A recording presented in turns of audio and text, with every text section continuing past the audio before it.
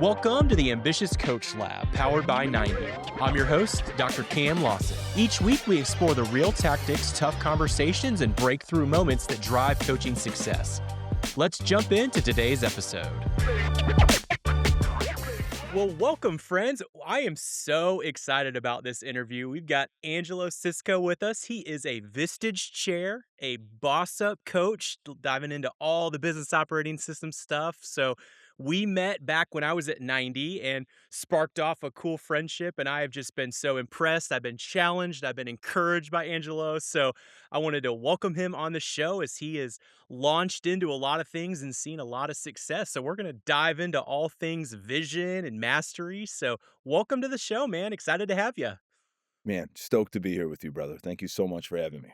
Dude, yeah, we were talking back and forth, and I respect your humility. It was like, "Hey, is there anything you want me to say as far as like in the intro?" And he's like, "Dude, I don't care. Whatever. I'm not about that." So Yeah. I love that. So that is very authentic and genuine to who you are as a human. So Thank you. but man, dude, as we kick off, kind of share a little bit of your entrepreneurial journey of how you got to kind of the situation you're in to today. Yeah, so I'm 42 today, or not today, but as it stands, I'm 42 years Yep. old, and I've been an entrepreneur, Cam, since 17 years old. I've never had a regular job. It's so interesting to say that, but I've just owned businesses and started part of a pizza place at 17 years old. It was an epic disaster, but I was 17 and I was ready to get in there, put some money in, and start doing stuff. And so I've always had a tolerance for risk, I guess you could say. I was always in for that. And when I was 21, this is important. I was 21 years old. I was in a motorcycle accident. I was in a hit and run by a landscaping truck. I was in the Mm, hospital for 2 months and rehab for 5 months. And the reason why this really matters is after that accident, I sort of went into a depression, I guess you could say. I had a business at the time that was really running itself, and I watched the movie The 300. I got up to about 300 pounds, really overweight during that depression. I was just eating, eating, eating. Got up to 300 pounds, watched the movie 300, and was like, how did these guys get in such great shape? This was like '08, right? And found out that they worked out in a gym in Utah called Jim Jones, and they did this training methodology that was kind of unknown. It was called CrossFit. And here I am on my computer researching CrossFit, and I watch a guy do a CrossFit workout and 300 pounds sitting on a recliner. And I just said to myself, this is what I want to be able to do with my body. And so I started studying CrossFit January 5th, 2009, resolution style. I started doing CrossFit on my own. That first workout, Cam, I had to do a fitness test. I had to run a mile, try to do a pull up. I don't even think I could do a full pull up at that point, do some push ups. But at the end of the test, I'll never forget this. I had to do 1 minute of burpees. And I was so out of shape. My ankle was still like not really flexible. And I wound up being able to only to do 3 burpees in a minute. And I walked home that day from the gym just absolutely in tears, crying at how like far I've gone with my body. Like it really all hit me at that point, like what was up with my body. And I was crying on the way home, and I made a promise to myself that I was going to figure this out. And 7 months later, I lost 100 pounds. wow. Completely changed who I was. I found this resolve of, like, discipline that I never knew I really had. I was the guy carrying food everywhere, didn't care what everyone else was eating, didn't even, like, wanna eat it, just, like, really strict on myself. Lost 100 pounds, and during that journey, people noticed that I was losing weight, right? I was running outside, people saw this, and they wanted my help. And I would work out with people, and I didn't think much of it at first, but one day after I worked out with somebody, I was like, "Man, this feels really good." Like, I pay so much attention to where my energy flows. Hmm. I think when there's something that fills your cup of energy, that's like the divine telling you that that's the thing, pay attention to it. And so I said, "Man, why can't this be what I do?" And so I took out my Palm Pilot at the time, so everyone knows what year we were in. I took out my Palm Pilot and I sent everybody a text message, and I was like, "Yeah, I'm training people at a park." And I said, "If I could get 10 clients in July, this I know that maybe I have something here." Sure enough, I got these clients. I had some bands, some balls, some stuff I would just bring to the park. And then it got cold. It was Chicago. So around September, I walked into this village hall that was across the street from the park because I knew they had racquetball courts, and racquetball died. I don't know about you, but racquetball doesn't have RIP. its yeah, No, it's pickleball is pickleball the took thing. yeah, Yep, yep, yep. destroyed. took racquetball and said, you're done. Okay. Right. And so I walked in there and I said, "Listen, I noticed no one's in these things, would you rent one to me?" And they were like, "Sure." For 200 bucks a month, I got this little private racquetball court space with the Wow. key. I laid some flooring down, hung up some pull-up bars, and then I started doing like more training. I would train up to 3 people at a time and started building a business.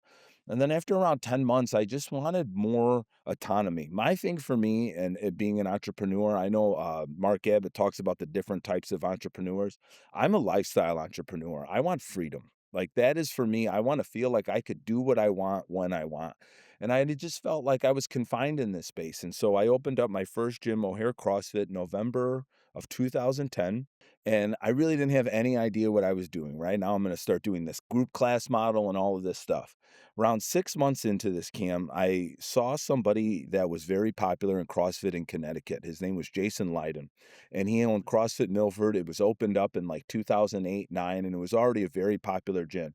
And after I watched this video of him, I messaged him on Facebook, because like people were answering Facebook messages back then. Right. And I said, listen, could you coach me and teach me how to write workouts and all this stuff? And he was like, yeah.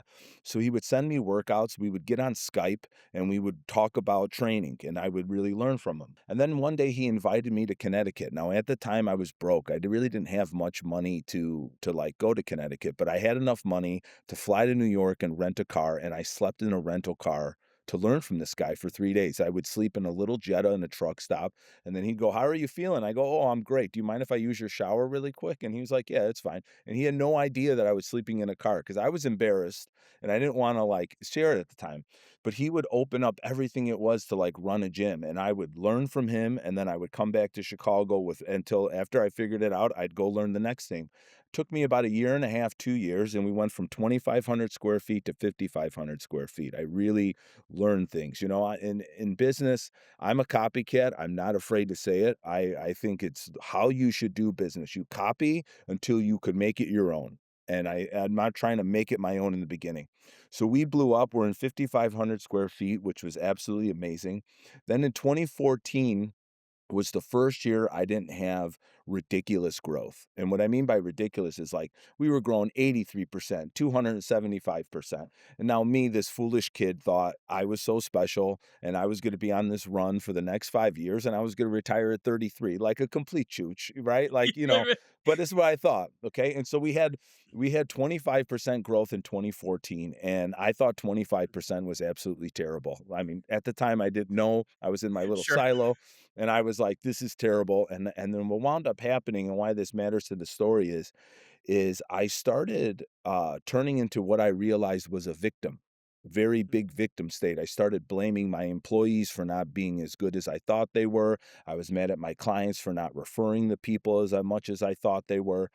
And I started trying to find anything I can to get back into this growth trajectory. And I was changing my marketing strategy, my sales. I was redoing my coaching program, how they were coaching.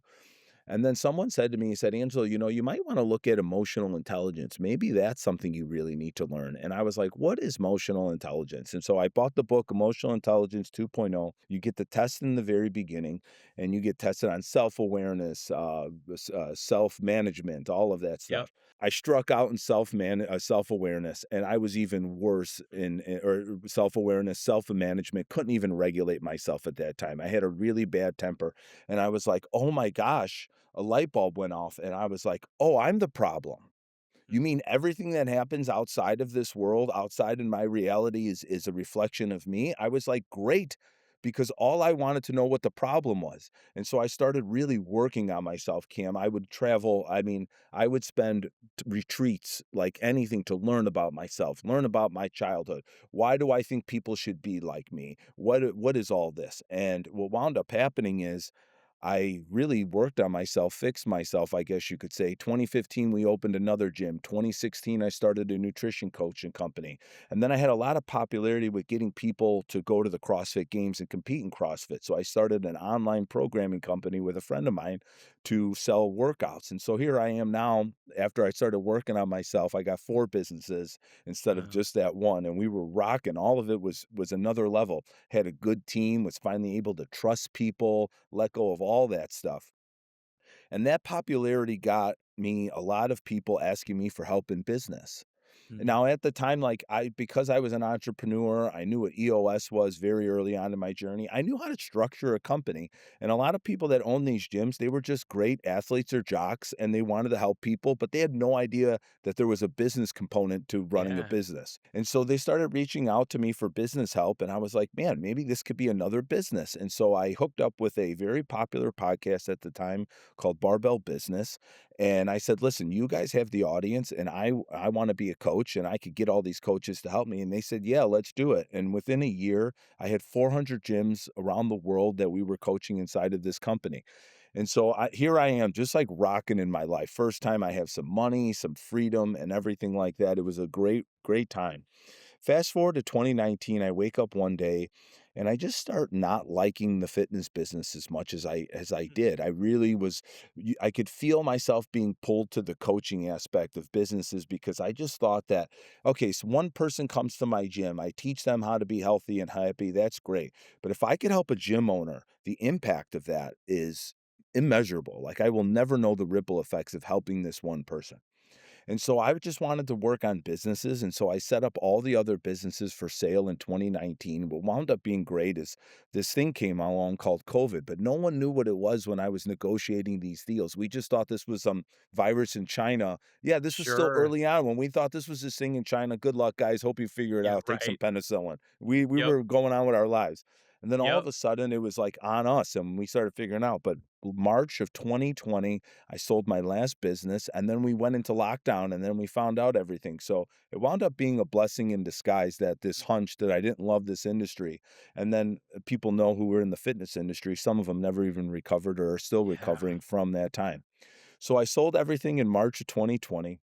Come home, Cam. I got a 9-month-old son, and I always wanted to live somewhere else. Always wanted to explore. I'm that person in my family. I think every person's family has like one person like that wants to leave and thinks it's all a Bruce Springsteen song and they got Yeah, to get right, the right, hell out of right. their town, right? That's how I was. I have a sister, never thought of leaving, right? And I'm the guy that's like, get me out of here. I can't I believe wanna you go guys see want the to be here. world. Yeah, right. Right. And so I packed up my wife and I told her, we love this little beach town in San Clemente. And I was coaching businesses online at this point. So I knew I had flexibility. And I said, let's go kick it by the beach. Why are we sitting here for COVID? And so we moved to a little beach town called San Clemente in 2020. And it was great for my family because they just got to go to the beach every day and there was no lockdown there and they got to have a great time. But for me, I got to meet some incredible entrepreneurs that I wound up working with. In Southern California, you could throw a rock and hit an entrepreneur that's running a 20 or $30 million business. They're everywhere. And I Yeah. wound up hooking up with this one CPG brand called Vive Organic, and their investor saw the work that I was doing with them. His name is Mark Rampolla, and Mark Rampolla runs Ground Force Capital. He's the guy that found Zico and sold it to Coca-Cola for 100 million bucks and cashed out. He's that guy. And I wound up being able to work with companies like Life Aid and Ithaca and all these brands inside of this portfolio he kept connecting me with. And it wound up being like an MBA school for me because until that point, anything, nothing really above 8 figures that I ever work with. And now all of a sudden I'm working with 50, 60, $70 million companies. And I learned what that was like and what that really goes into making that work. And we were there for a couple years. And then my wife and I just decided that it was time to come back to Chicago. We missed our family. And maybe this is just Italian childhood guilt, but I felt really terrible not letting my mother be a grandmother to her children, to my children. So we came back in June of 2022 and started helping out some businesses with operating system. And I also do predictive index. I'm really big on PI for the people Mm, side of things. And then I found Scott Abbott, my man from Boss Up, and he was like, I'm starting this program. This was still very early in Boss Up. There was yeah. nothing really there, but I really understood it because I stumbled on 90 long before it. And I was like, yeah, this just makes sense because I used to do an operating system and you got your Google Sheets and your Google Docs and you are spread out 5 different ways. When you have a meeting, you got 12 tabs open and it's a mess. It's a mess. No one knows how to put in numbers and all of that stuff. So when Scott called me, I was like, yeah, I could jump on board with this. And so I jumped on board with Boss Up. and just continue to grow this wonderful practice that I have. I do probably around 40 sessions a year, quarterlies and annuals and all of that good stuff right now. And then when I came back to Chicago in 22, I joined a Vistage group because I wanted to be around some great people and really learn. And Dave Galowich is my chair, who is my Buddha. And one day last year around this time, we were having dinner and he said, I think you'd be a wonderful Vistage chair. And at first, my thought of a Vistage chair is you have to be 60. You're an old Right. man Yeah. or an old woman, it's the old people chair club, Right. like Have some no experience one's behind you. Yeah. yeah.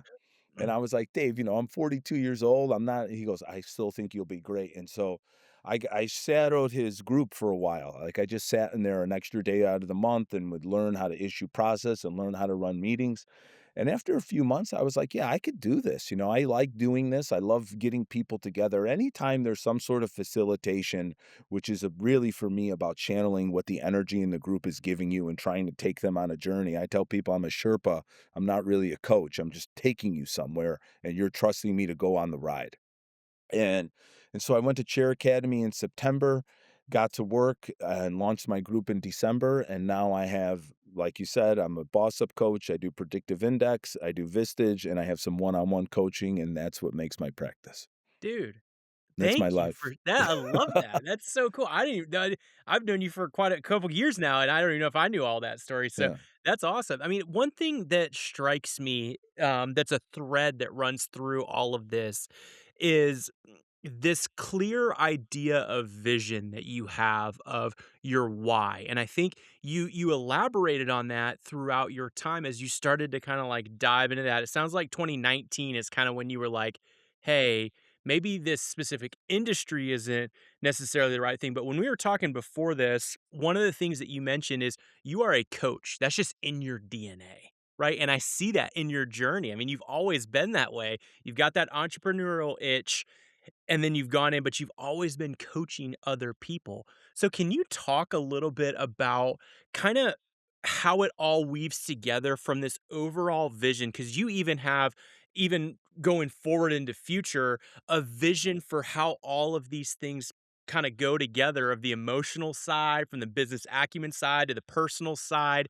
Like, you had this overarching crystal clear idea of what the future looks like, and you're going head first into it with everything that you have.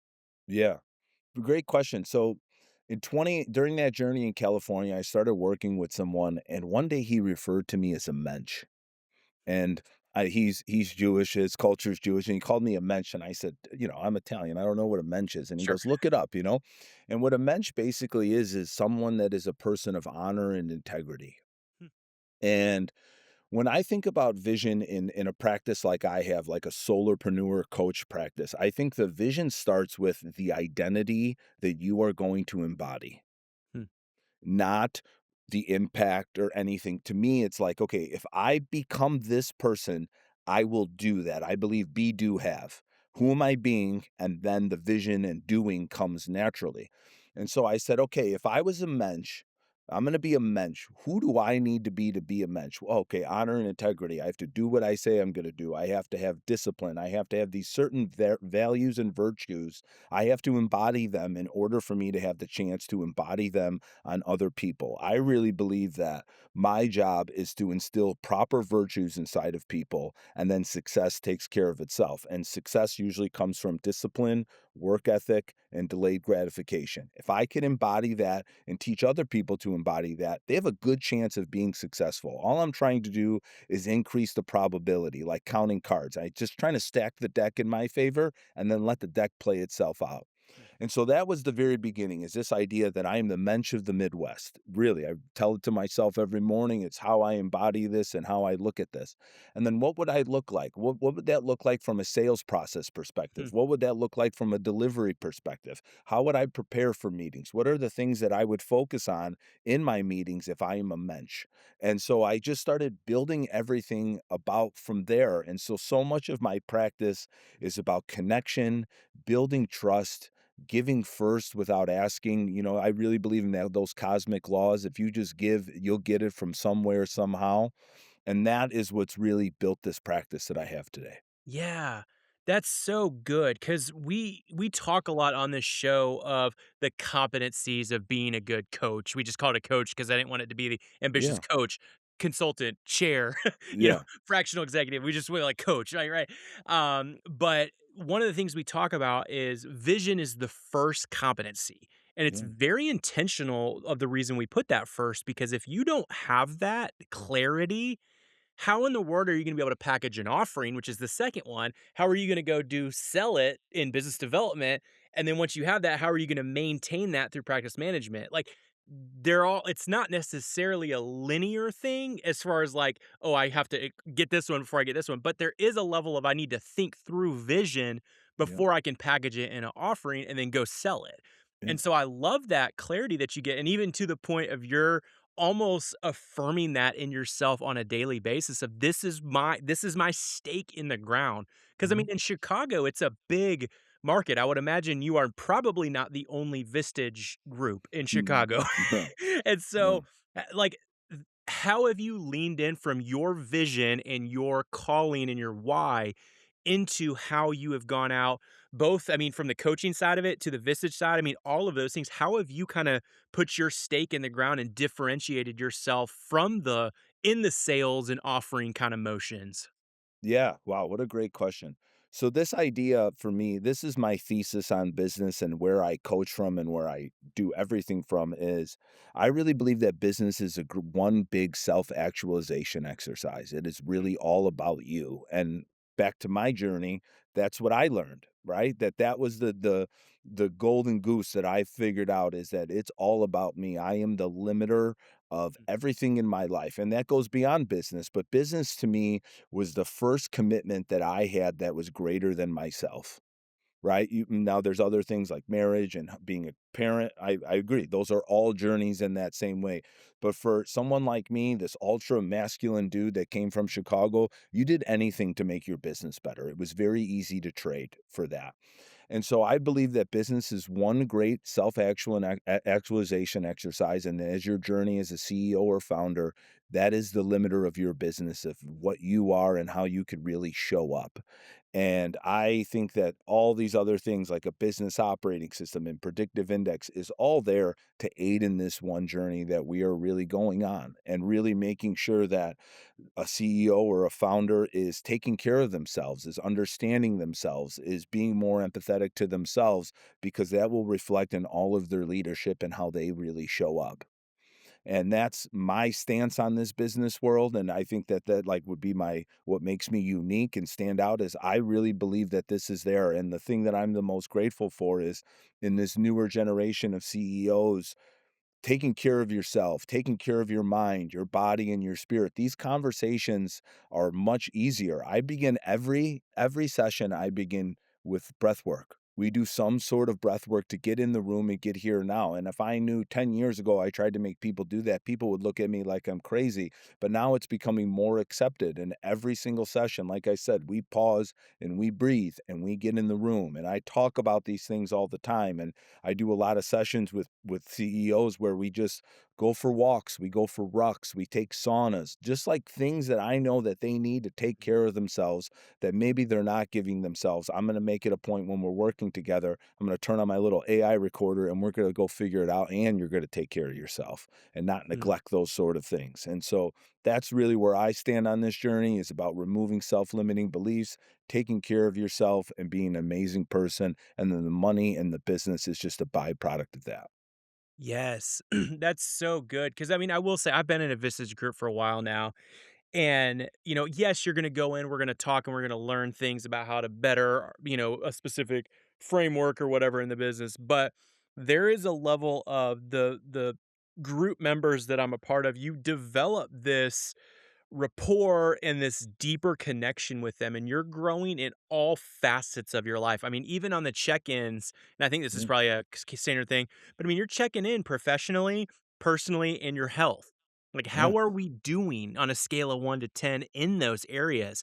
And if someone's putting a low thing on a personal or a health side, we're gonna dive into that because you cannot be at your best. You might put a 9 for your or your professional, but I mean, really? yeah, Like, it all bleeds into one another. So I do love that approach because I think a lot of especially younger leaders are looking for that. It's like, man, this is not, I can't just lean into this one thing. I need to be balanced in my entire approach.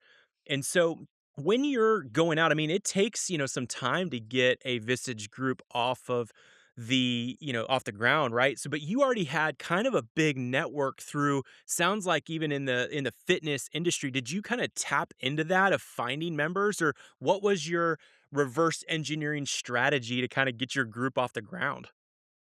Yeah, so after I don't about know if 3 you if months you want to give your no. secrets away. No, I'll give it away. I'll tell everyone how I do it. Okay, so after about 3 months of shadowing Dave's group and learning that I wanted to be a chair, I knew that I was going to be a chair, and I was already talking to people about being in my group. I went to Chair Academy with one member already committed. They just didn't have the papers to sign because I didn't have access to them yet. Right, I was already talking about it. And for me, when you go to the Chair Academy, they give you a bunch of ways to build your group, but I really believe that when it comes down to your sales and marketing, you have to pick what's authentic to you.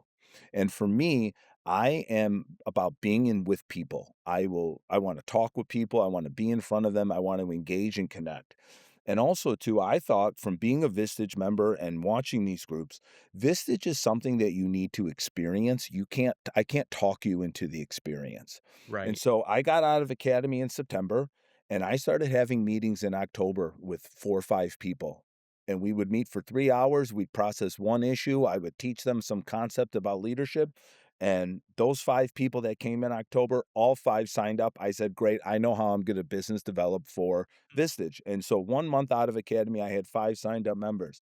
I started another meeting in November. I had 3 more people come. 2 out of those 3 signed up. I found 1 more member the first week of December, and I signed them up right away because I knew I had the group, and we pushed it across the goal line. And that was how I did it. And I don't mind asking people for help. I think everybody in their life develops a question they ask when they have a problem. Some Mm, people ask, "What do I need to do? How can I do this?" And for me, it's who. Who could help me? Who could help me? If I get a problem across me, the first thing I'm doing is looking at my phone and wondering, who can I bring this to help answer this problem for yeah. me? Because I'm a big believer that problems are only big problems when you're alone. Yes. To me, being alone as a human being is the worst thing that you could be. No shame on anybody, but to me, that is the worst condition for humans. And so I just started connecting with people, sharing the vision for the group, what I'm going to do, and the type of group that I'm building and what we're going to be about. And it's about being better humans. I call it the trifecta of success. You have your health, you have your wealth, and your relationships, and you need to be winning in all of them. And you need to be winning in all of them to be successful. If one is really successful and the other two went to shit, I think you are not successful. You Yeah. could any of them, any of the ways, health, wealth, or relationship, if they're all one is great and the two are neglected, to me, you drop the ball. Yeah. And so that's really resonated with people building in this group because a lot of them are younger and they're in they have young kids and they're starting their families. They know that they have to take care of their bodies, and off we went. Yeah, that's so true. And I think in the increasingly digital age, we're starting to see a lot more isolation where people are struggling with their health, wealth, or relationships alone. And that is Yeah, a tough spot to be in. I think, especially in the business world, which is ironic because, but I think sometimes when you are, especially an entrepreneur or a CEO or a founder, and you're trying to, like, make it work, and you are the one that everyone goes to in your organization, and you don't have that support structure outside of that, and you are always the dude or the girl in leadership, and people look to you, and it's like, "Oh, man, who are you leaning on where you can go in someone who is in similar position as you, and you can start to tap into and have that trusted circle that you can go in and share with." I think in 2026, to me, and I will put my stake in the ground and claim this, that community is the way forward. I think we are communal creatures by nature. All of our documented human history is us being in communities. yeah, And digital stuff is kind of, yeah, there's communities on the digital world, but like it's not the same as being yeah, in a group. So I think we're going to see a much bigger push towards groups like this. And then that's what I love about your vision. And one of the reasons I really wanted to have this conversation because you're so crystal clear on that. Like that's how it goes. I mean, you say oh, we're gonna, have sauna conversations or we're gonna go on a walk. Like you have literally orchestrated all of that into just who you are as a human. And Yeah, that is exactly what we need in this world. So props to you, man. I think that's just it. We need more coaches and consultants and chairs that are like that think like this, where it's this holistic thing and not in a crunchy holistic way, but yeah, truly factoring in the entire part of someone's being. yeah. There's, 2 So things I wanna touch on with that if you're cool. yeah, Quick is absolutely, please. my job is to provide community, permission, and accountability.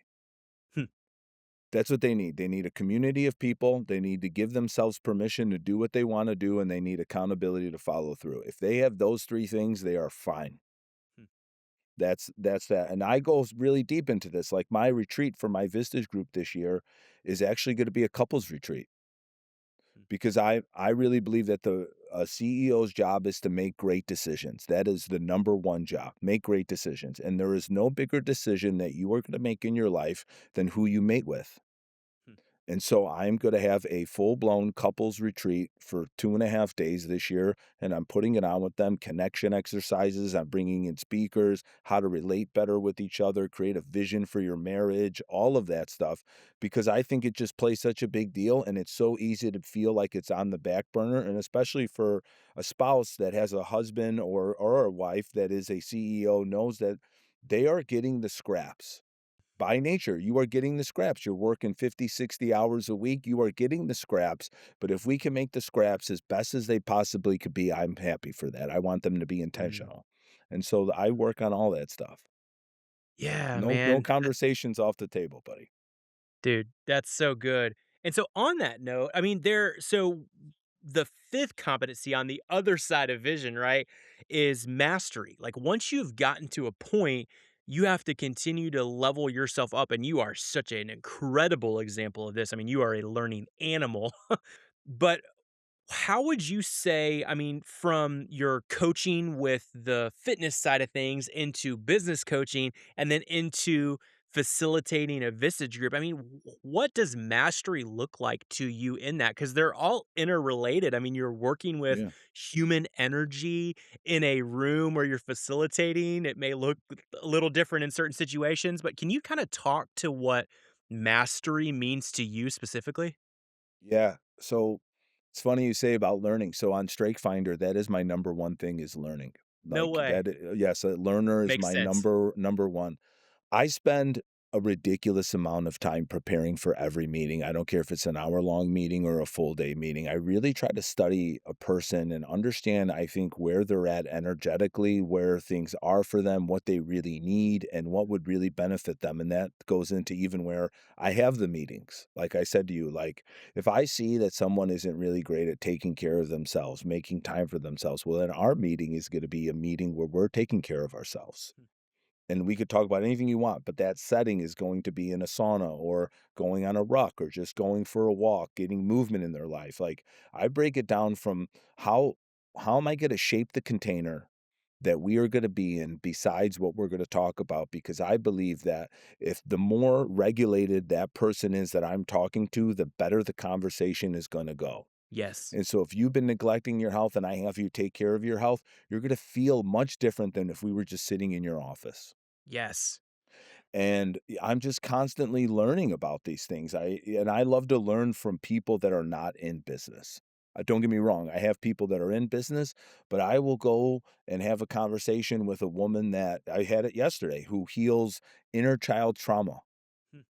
and just like, "Hey, tell me what you notice when you're talking to somebody for that." I have somebody that is a doctor that works on healing lifelong trauma. Great, tell me something about that, you know? And I try to bring in all these different facets because I think like we're the first AI, right? And you take a bunch of that and you swirl it around my brain with my experiences and what I know about people, and then I get something that's just really authentic to me because no one's had my journey and these outside learnings. And so I'm constantly trying to look outside of just the business world because I don't think people just necessarily need, oh, this is the framework or this is that. And I just think that It's about meeting a person where they're at and understanding what their framework should look like, right? The way I do it is the way I do it, but not everybody should wake up at 5 a.m. and work out and do what I do. I think you got to find out what fits you and really works well with you, and not just thinking that it should be what everyone else does. And that journey is kind of ugly because it takes time to figure that out. But that's what I'm trying to do, is can I take someone and optimize their life the best way they can so that they could perform the best they can in all the areas of their life. Yes.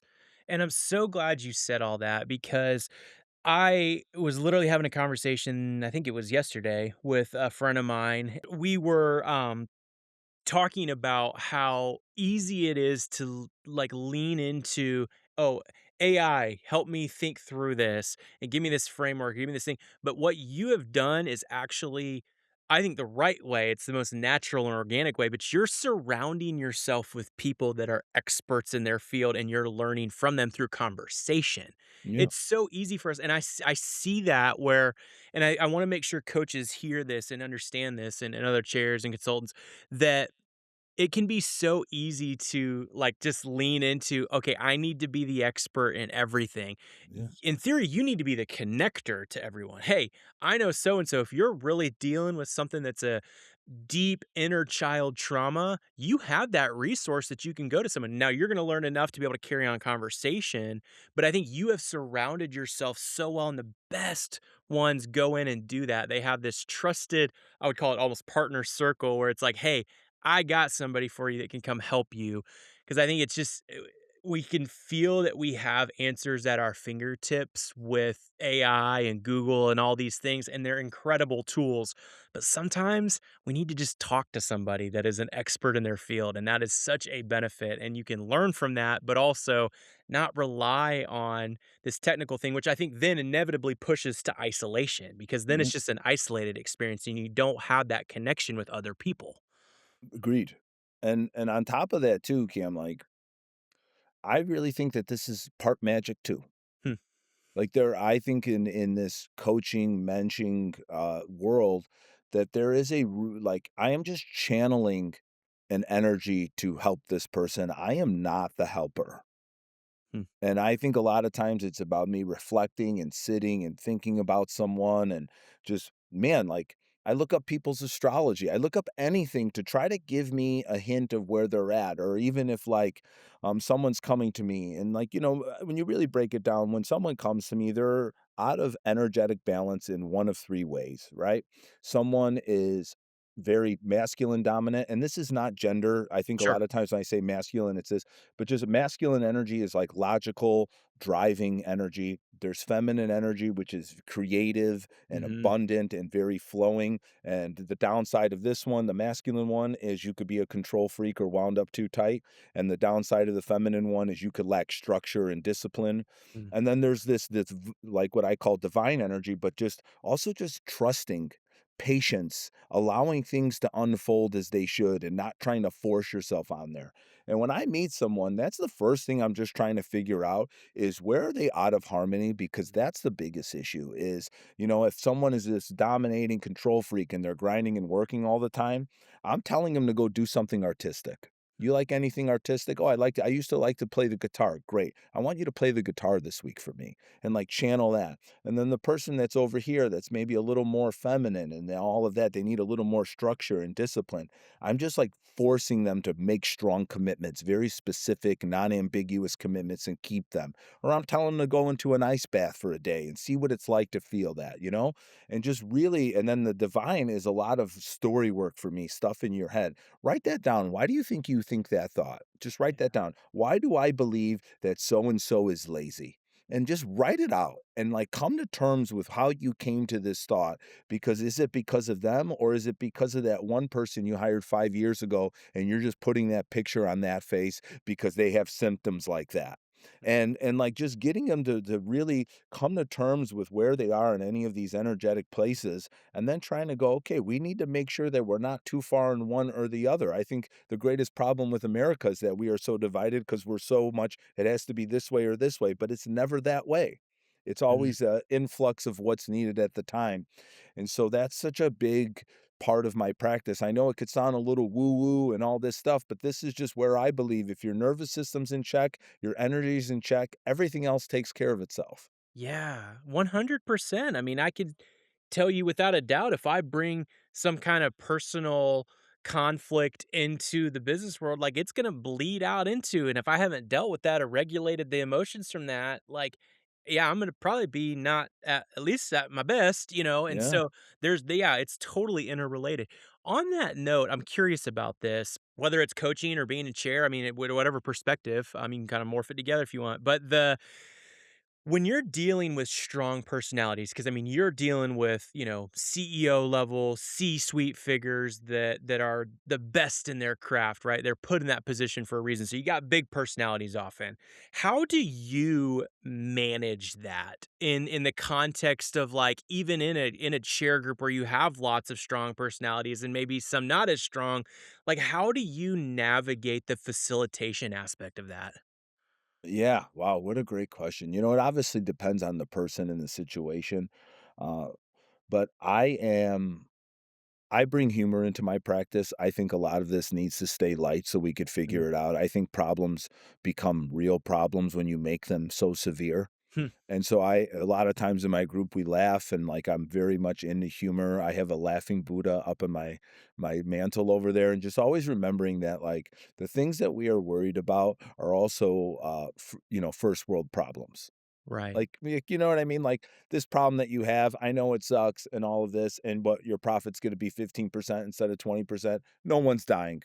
Yeah. Okay, like, let's take a breath here. You're not starving, no one's starving. Like, always bringing down to the level of, like, severity they believe that problem is and bringing humor into that context. And then, like I mentioned, like, if someone is that hard driving person, then our one-to-one is going to be a non-hard driving situation and just letting them loosen up a little bit, loosen up that grip of things and letting it be that way and asking them really thought-provoking questions like, well, what would it be like if you just let this problem stay here and you ignored it? Hmm. What would it be like? Besides your inner tension, what effect would it have on the business? And a lot of times too, these little things that we're dealing with, if you just ignore them, they're not a big problem to deal with anyway. I think we get in the especially a CEO who's really good at solving problems. You don't need to solve every problem. Every problem, it doesn't need to be solved. Sometimes things just work themselves out naturally. Yeah. Just let it unfold. Hmm. It's so true. I mean, you know, it can get to where we're hyper focused because a lot of times that is in the personalities that go in. It's just laser focused, and that's why they're good at what they do, right? Yeah. But it can be when we take the emotion out of it, and I think that's why there's such a benefit to having a third party, and especially in like a peer group type thing, where you have people that can see and they're not in the emotion of that, and it's like, hey, let's pull you out of that, pull you out of the weeds a little bit and like, "Oh, okay, yeah, that is," and then you can think critically about it and then regulate yourself to where then you can make the right decision, which you probably already know, but you're so caught up in the emotion of it, you're not thinking clearly. So, Yeah. yes, that's great. I appreciate you sharing that. Anything else on, like, I mean, from how it sounds like you get up on a very, you know, specific time, you work out, like, how do you regulate yourself to be in a place that you're at the best of your game, whether you're cheering, whether you're coaching, whatever it looks like? Right now in my life, Cam, I'm 42. I have this thriving business and I have a family that's growing. My third child is due in less than 2 weeks. And so I know automatically that my life, where I'm at right now, my energy needs to be more masculine dominant. My wife stays home. I have to be in this state of get up and take care of business.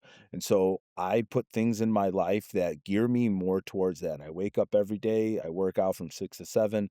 I do a meditation practice called transcendental meditation. It's twice a day. It's a mantra meditation. I do that right after I work out.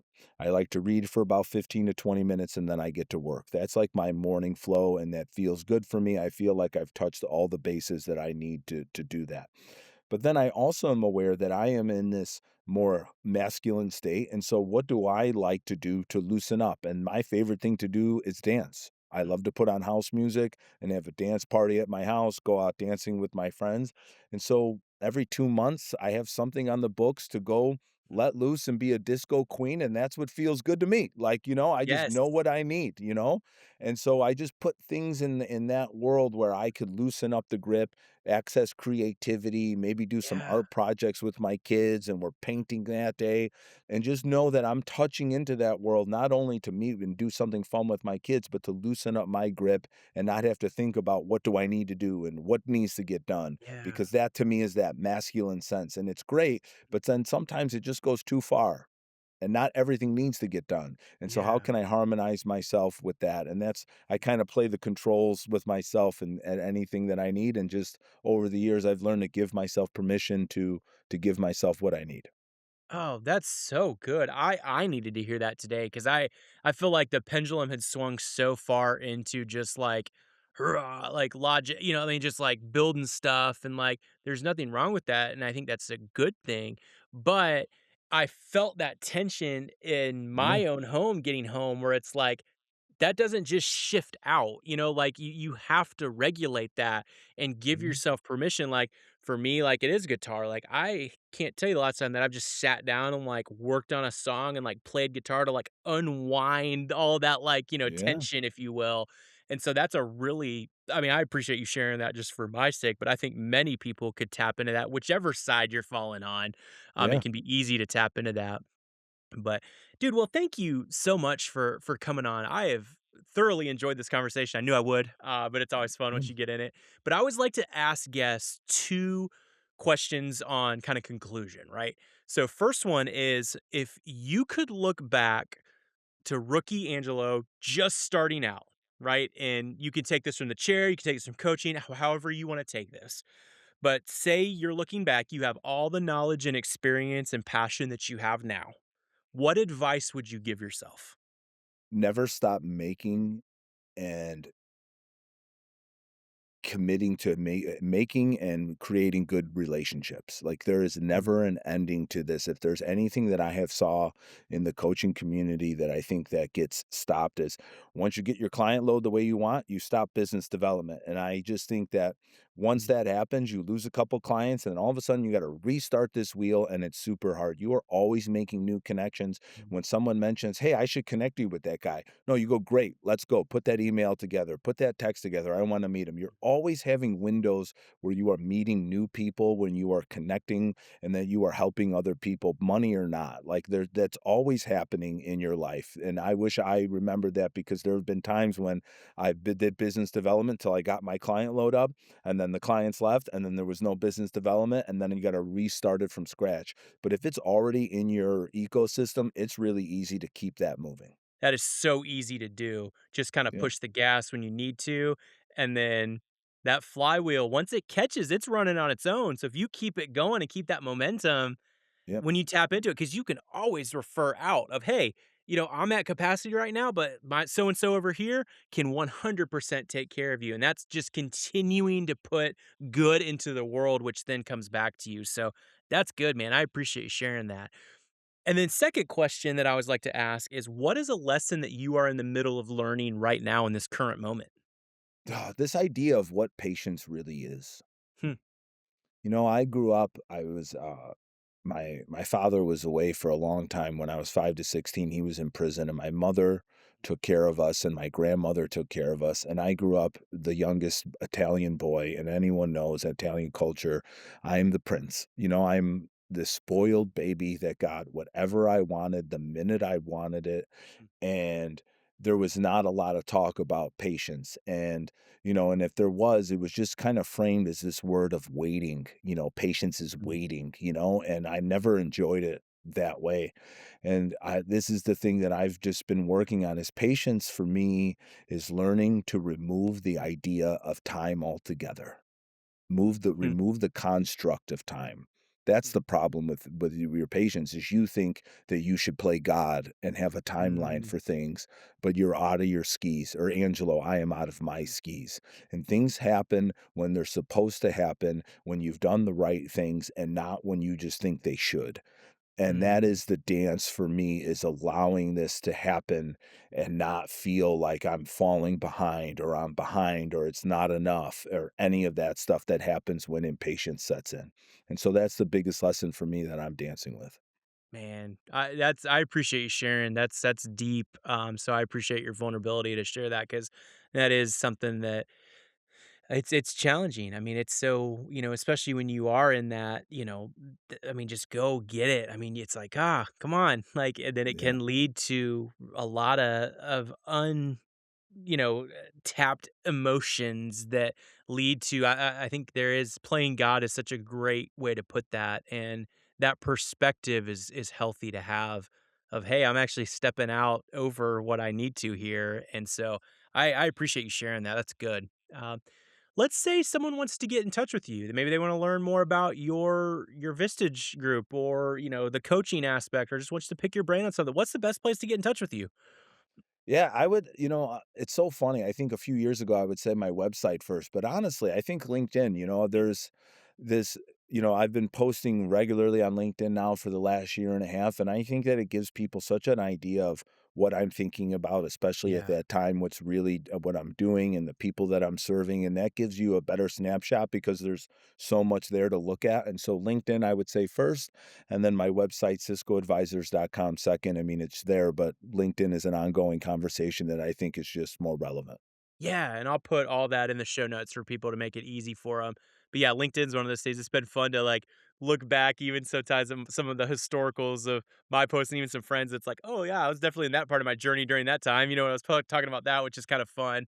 But yeah, it's a living, breathing community, which is really cool. So, but man, thank you for coming on. This has been great. I have enjoyed this conversation. Thank you for being the human that you are, the leader that you are, and challenging and encouraging everyone around you. Every time I have a conversation with you, and I mean this from the bottom of my heart, every time I have a conversation with you, I leave challenged, encouraged, motivated to dive into whatever the next thing is. So you have that natural charisma, if you want to call it whatever it is, but you have that impact on people. So please don't ever change because it has challenged me in a good way. So, Honored to be here with you, buddy. Appreciate you. Thank you so much for seeing me how I wish to be seen. yes, absolutely, man.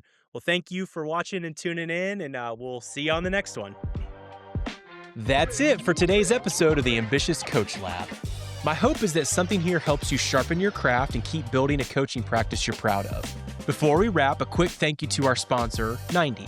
If you're coaching leadership teams, having your clients run their entire world in 90 truly elevates your work.